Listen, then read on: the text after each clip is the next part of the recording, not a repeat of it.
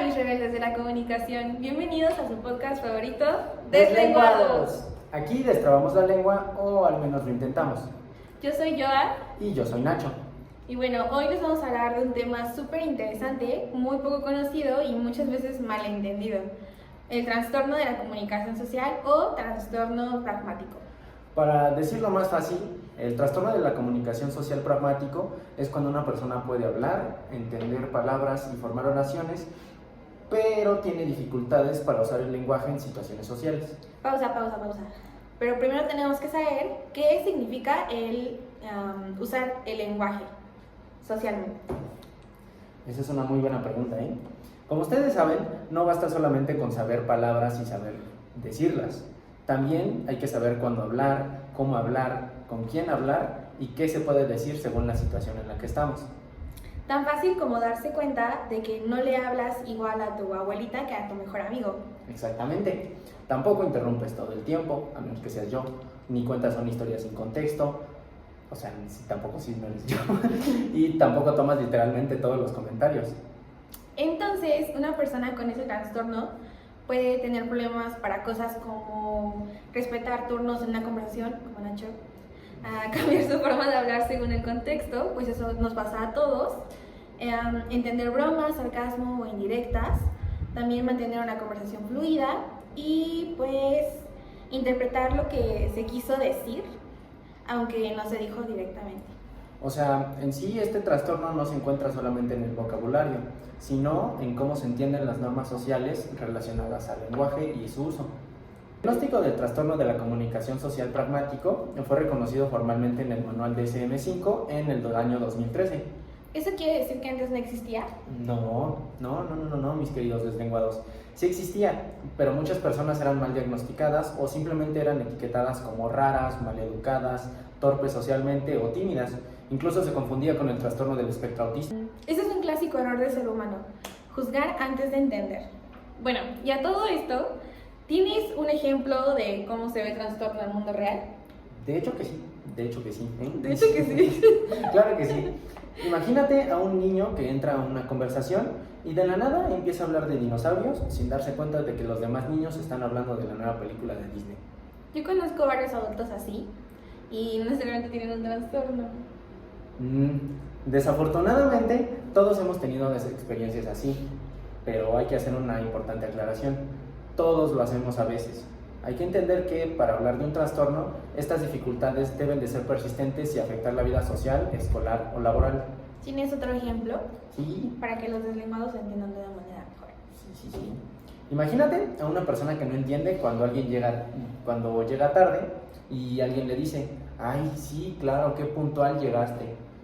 Pues nosotros entendemos es sarcasmo, pero esa persona podría llegar y decir, ay, muchas gracias. Ok, me parece bien. Pero pues no manches, Dios me libre de que alguien diga eso, me volvería loca. Oye, y a todo esto, pues, ¿ese trastorno solo se presenta en niños? No. La respuesta muy simple es que este trastorno no desaparece mágicamente cuando cumples 18 años, no es como que de un momento para otro entiendas el sarcasmo. En muchos casos, las dificultades de este trastorno continúan en la vida adulta, aunque pueden verse diferentes. ¿Cómo que diferentes? Ya no se nota, Ya no se nota tanto en el salón de clases, se nota más en el trabajo, en las amistades, en las parejas y en situaciones sociales más complejas. Suena como muy complicado, ¿no? Algo. Lo podrías ver así. Imagínate una persona adulta en que interrumpe conversaciones sin darse cuenta. Tú. Sí, yo. Habla demasiado de un tema sin darse cuenta de que los demás ya perdieron interés en el tema. Tú también. Sí, también yo. No entiende el sarcasmo, las indirectas o dobles intenciones. Suena muy directa en momentos donde se espera un tratamiento más, tener tacto. Tiene problemas para entender la vibra. Para entender la vibra en reuniones sociales. Y también puede ser que malinterprete mensajes amigos por texto o redes sociales. Ok, es el clásico me di a entender, pero como multiplicado por 1,000,000. Algo así. Okay. El sentimiento en sí puede generarles a estas personas un sentimiento de aislamiento, de ansiedad social, frustración o una sensación de que no encajan. Ok, me imagino que esto pues puede ser como para muchos adultos de que ellos ni siquiera saben que esto existe. Muchísimos. Algunos crecieron con este trastorno pensando que eran raros, fríos, intensos o simplemente que eran malos para convivir, cuando en realidad había una dificultad específica de comunicación social que nunca fue identificada. O me imagino si alguien tiene como podría ser uno de esos adultos, ¿sabes? Pero bueno, a ver, regresando al tema, hay algo importante de lo que debemos de hablar. Muchos adultos desarrollan estrategias para adaptarse a este trastorno. ¿Cómo cuáles? En terapia se les puede enseñar cómo preparar respuestas con anticipación a través de la observación de cómo interactúan con los demás. Estas personas llegan a tener preferencia por conversaciones más estructuradas, aprenden a pedir aclaraciones directas o elegir trabajos donde la comunicación es más clara y más directa. Entonces no estamos hablando de incapacidad, sino de una forma distinta de procesar pues, lo social. Exactamente. Con un apoyo y conciencia de lo que es este trastorno, muchas personas pueden construir relaciones sanas y vidas funcionales. Ok, y como decimos aquí siempre, pues entender algo cambia mucho más que juzgarlo. Ahora, lo que yo pienso, ese trastorno me recuerda mucho al autismo. De hecho, se parecen muchísimo, o sea, tan solo en el hecho de que no entienden el sentido figurado, los sarcasmos, ¿sabes? Sí. Como ustedes saben, el trastorno del espectro autista también puede incluir dificultades sociales, también dificultades en el lenguaje, pero en diferencia al trastorno de la comunicación social pragmático, el trastorno del espectro autista suele incluir conductas repetitivas, intereses muy restringidos o una necesidad intensa de rutina. Mientras que en el trastorno de la comunicación pragmático, la problemática principal está en la comunicación social, sin otros patrones característicos, ¿saben? O sea, parecen similares por fuera, pero pues no son lo mismo. Ahora, como siempre, les tenemos unos datos curiosos sobre este trastorno. A diferencia de lo que pueden pensar, muchas personas con este trastorno tienen muy buen vocabulario y pueden tener una inteligencia normal o alta. Esto significa que un problema de lenguaje no siempre es igual a una falta de capacidad o falta de inteligencia, que es lo que se puede llegar a pensar. El segundo dato que les tenemos hoy es que este trastorno puede pasar desapercibido en la fase temprana y pues también suele notarse más cuando las relaciones sociales se vuelven más complejas, o sea, cuando uno ya basta decir, o sea, cuando ya no basta decir, hola, ¿quieres jugar conmigo? O compartir mis crayones.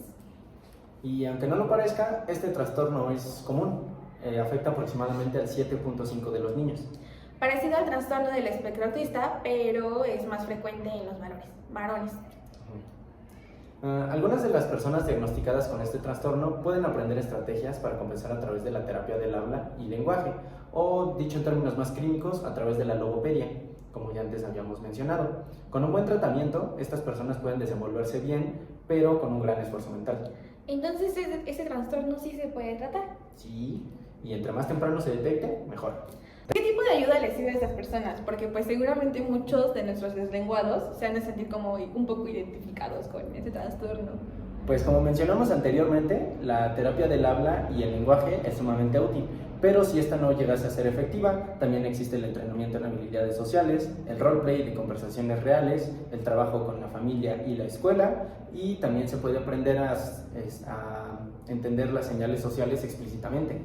Ok, entonces mucho de lo que nosotros aprendemos intuitivamente, ellos, o sea, se los pueden enseñar. Ajá, paso a paso. Bueno, y oye, pues si llegáramos a encontrar a una persona con ese trastorno, ¿qué deberíamos de hacer? O sea, digo, como para aprender a lidiar un poquito más contigo. Sí, para empezar, no burlarse de estas personas, tampoco asumir que tienen malas intenciones, no etiquetarlas como alguien grosero. También entender que sus dificultades sociales no es una falta de interés en ti. A veces la persona sí quiere conectar con nosotros, simplemente no sabe cómo hacerlo. Ok, bueno, creo que esa diferencia importa muchísimo. Y después de todo esto, seguramente muchos se quedaron pensando como, ¿y cómo se detecta realmente? ¿O quién lo diagnostica? ¿Se puede confundir con otros trastornos, además del trastorno del espectro autista? ¿O qué señales deberían de preocuparnos, no? Porque una cosa es lo que platicamos aquí en Deslenguados, Y otra muy distinta es escucharlo de alguien que trabaja con estos casos en la vida real. Muy bien dicho, bicho.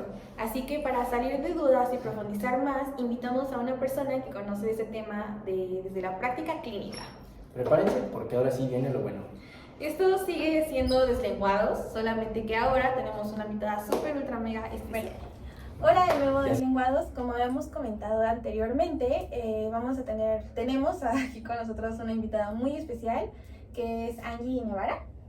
Es maestra en educación y pues vamos a estar como presentando un caso con ella y como platicándole un poquito acerca de lo que ya habíamos platicado anteriormente. El caso estaba muy largo. Léanlo en el documento. El caso de Daniel. Gracias. Es un seudónimo, evidentemente.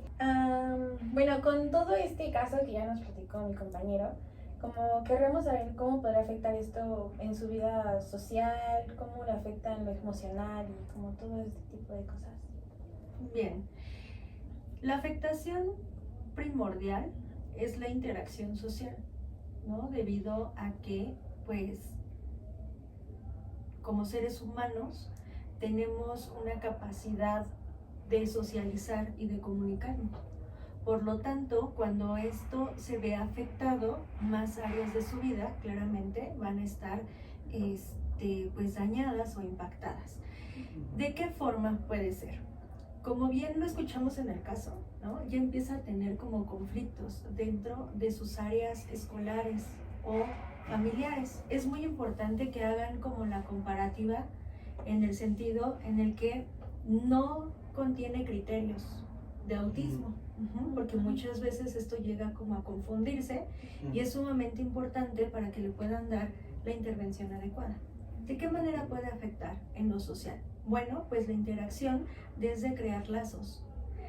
Por medio del lenguaje, nosotros desarrollamos lazos, desarrollamos interacción. Por lo tanto, cuando un lenguaje se ve limitado, entonces podemos llegar a tener como este conflicto. No siempre, y obviamente hay maneras de poderlo como solucionar. ¿Conocen alguna persona que use lengua de señas? No. ¿No? Bueno, este es un ejemplo por esta situación. Una persona que usa lengua de señas es porque tiene algún problema de comunicación, ya sea que es una persona sorda o de alguna forma no tiene la capacidad fonética de desarrollar algún tipo de sonido. Entonces sustituye, ¿ok? ¿A qué voy con esto? Que sí vamos a tener una alteración en la socialización, pero siempre vamos a tener la capacidad con esta plasticidad cerebral que tenemos como de sobreponernos. De adaptación De adaptación, exactamente. Ahora, están hablando que tiene 9 años, ¿no? Sí. En donde está dentro del desarrollo social, su autoestima, su autoconcepto, es donde empiezan a generar ya sus círculos sociales propios. Por lo tanto, cuando esta capacidad se ve limitada en el desarrollo social, claramente sus contextos van a empezar a ser limitados.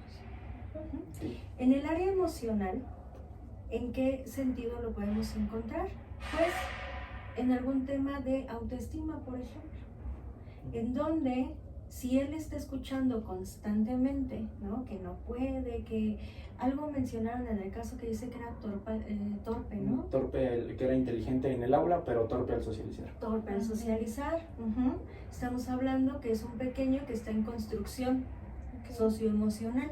Por lo tanto, estar escuchando ese tipo de comentarios o estar en una situación en donde no está teniendo como este contacto con los demás, claramente se va a ver impactado en su desarrollo emocional. ¿Eso podría como encasillarlo en su, por así decirlo, como... ¿En su entorno? Ajá, o sea, como en su diagnóstico? O sea, eso puede afectarle de que esto soy yo. Sí, claro, sí. Cuando hablamos de diagnósticos en la vida infantil hay que tener mucho cuidado, justamente para evitar cualquier tipo de etiqueta, ¿no? Y el de yo soy esto o yo tengo esto, entonces, pues yo no puedo porque tengo este diagnóstico, ¿no? O yo no lo hago porque yo tengo esto.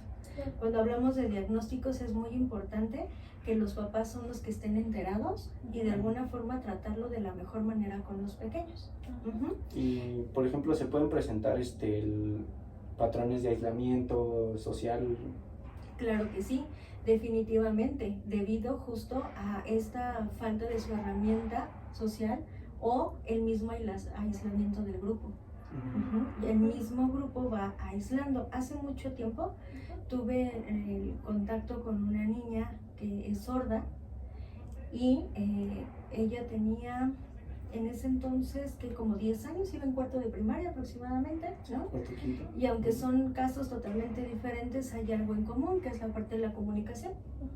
Por lo tanto, a ella se le dieron como todas las herramientas para que pudiera transitar la parte escolar, pero la parte social y emocional siempre estuvo afectada.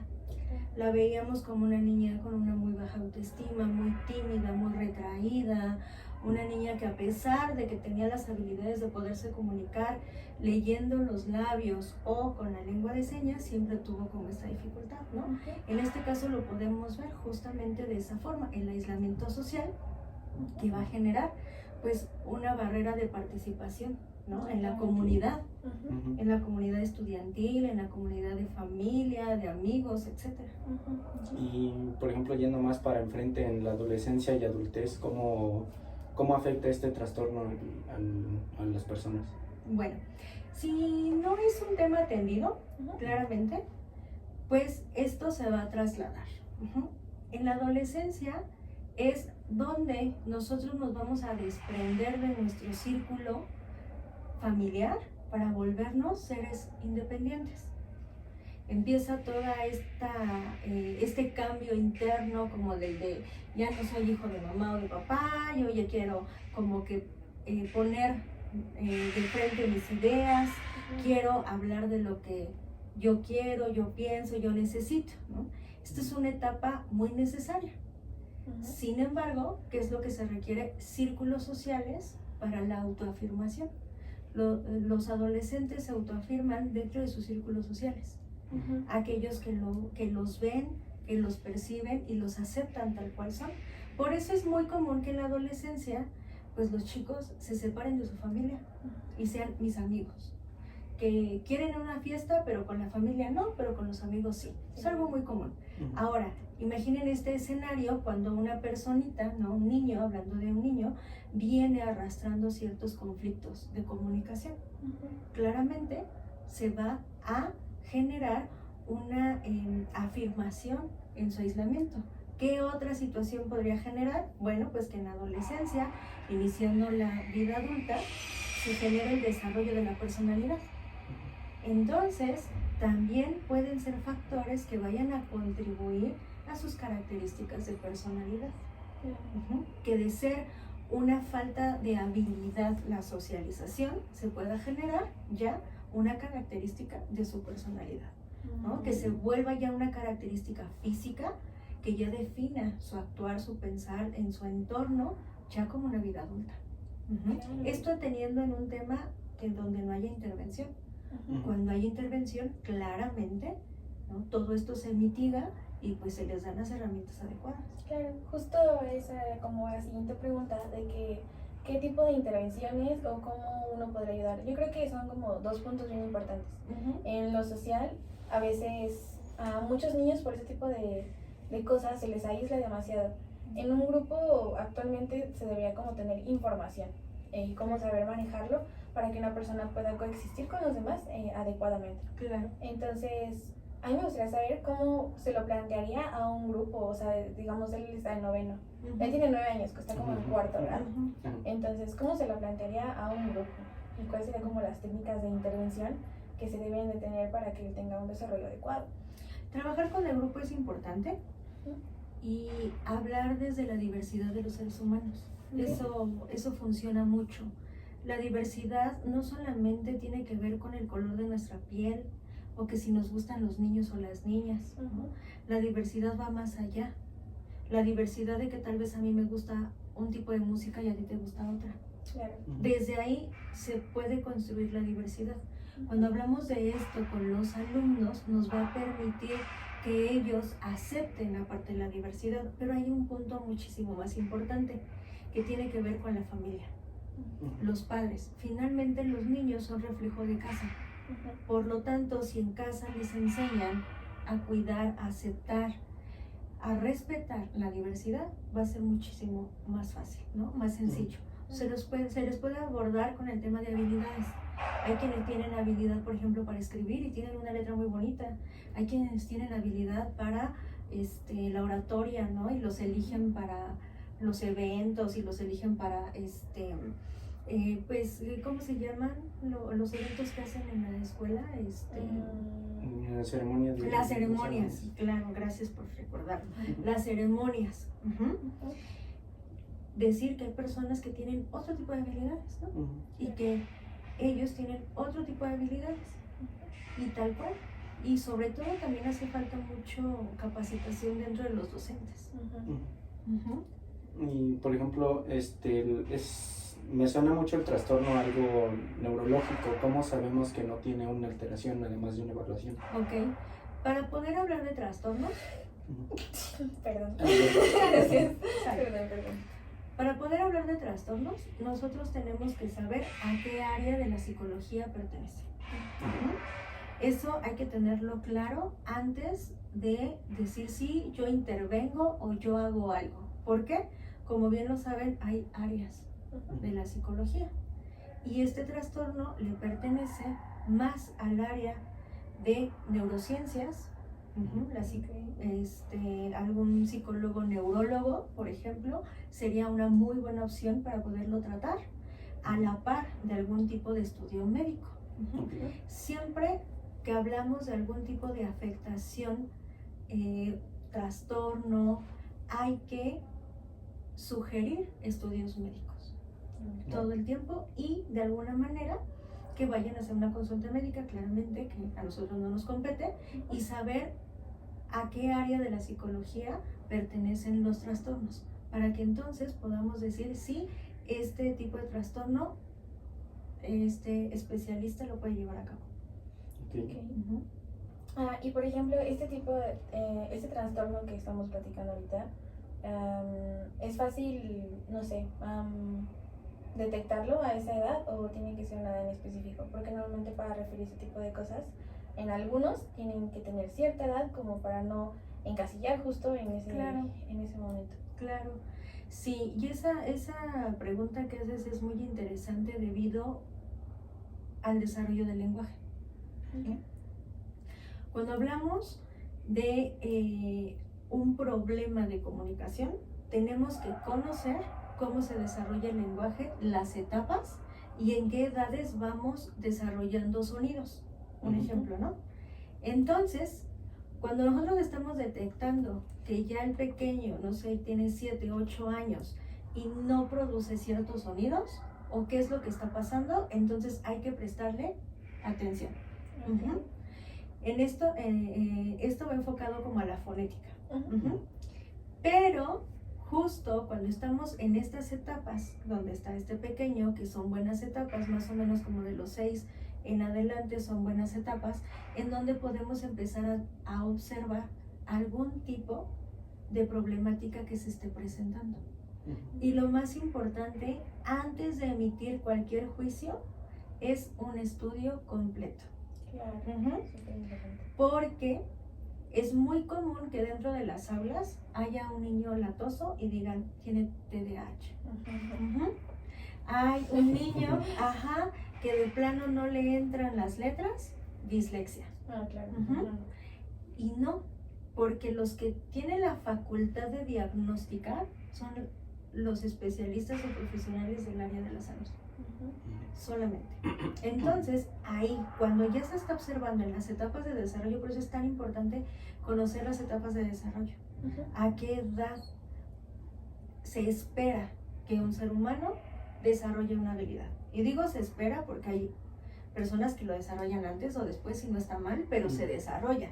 Pero tenemos etapas críticas, en donde si no se desarrolla, ya no se desarrolló. Eso es lo que hay que conocer para que entonces podamos ser oportunos al momento tanto de intervenir como de diagnosticar.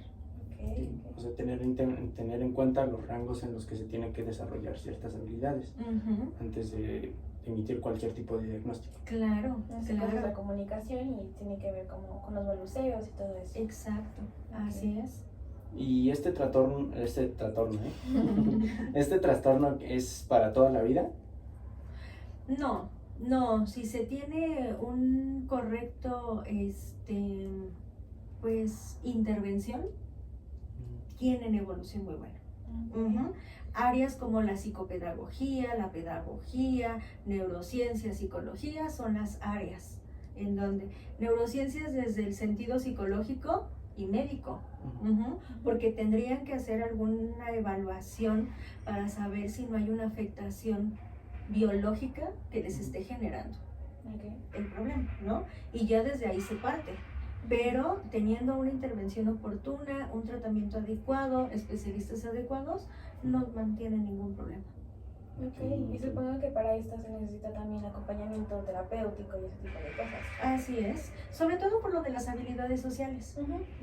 Sobre todo por eso, porque las habilidades sociales es algo que se aprende. Es algo que lo vamos aprendiendo conforme vamos interactuando con nuestro medio. Entonces, justamente para ese tipo de situaciones es bueno el acompañamiento psicológico. Ya vamos ¿Ya? casi 20 minutos. Ok, tenemos ya que para Sí. Entonces, cierto. Sí. Bueno, Deslenguados, esta fue nuestra entrevista con la maestra en Angie Ángeles. Muchísimas gracias por Muchas acompañarnos. Muchísimas gracias. Fue muy interesante, de verdad. Muchísimas gracias No, por esta gracias a información. ustedes. Fue muy, ¿cómo se dice? Educativo. Educativo. Qué bueno, muchas gracias por invitarme. Y gracias por darnos anecdota de tu tiempo. Cuando gusten, aquí me encuentran. Mis queridos deslenguados, hoy aprendimos que hablar no siempre significa comunicar y comunicar no siempre es tan sencillo de lo que parece. El lenguaje también tiene reglas invisibles y algunas personas necesitan apoyo para navegar estas reglas. Si conoces a alguien que dice cosas fuera de lugar, no capta indirectas o batalla socializando, pues quizá necesite como una comprensión más que un juicio. Y si te identificaste con varias cosas de este episodio, buscar orientación profesional puede ser una gran idea. Les vamos a dejar unos contactos de ayuda donde pueden conseguir a profesionales y también ayuda psicológica, por si quieren algo parecido. Y pues bueno, esto fue Deslenguados, donde a veces se nos traba la lengua, pero nunca la curiosidad. Hasta la próxima. Ya.